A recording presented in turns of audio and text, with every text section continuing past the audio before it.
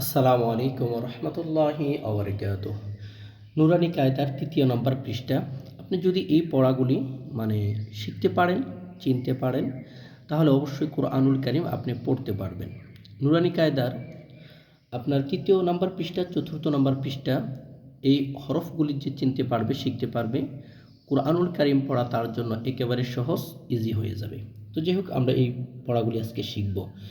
বিসমিল্লাহির রহমানির রহিম। আলিফ আলিফ লাম আলিফ। এই জায়গায় কিন্তু দুইটা হরফ, একটা হচ্ছে লাম আর একটা হচ্ছে আলিফ।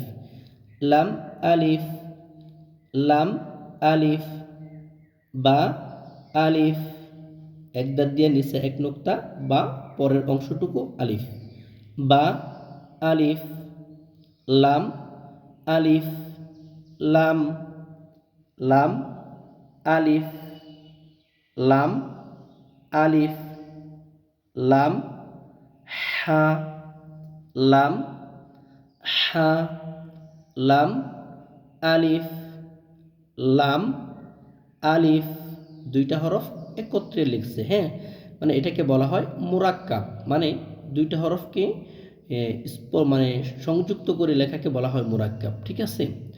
বা লাম বা, বা লাম বা, কাফ কাফ, কাফ বা, কাফ বা, কাফ বা, কাফ আলিফ, কাফ আলিফ, কাফ আলিফ, বা কাফ সা, তা কাফ সা, বা তা সা, নুন ইয়া, বা আলিফ, নুন আলিফ, তা আলিফ, ইয়া আলিফ, সা আলিফ, বা সিন, ইয়া সিন, নুন সিন, তা সিন, সা সিন, সা জিম, তা হা, নুন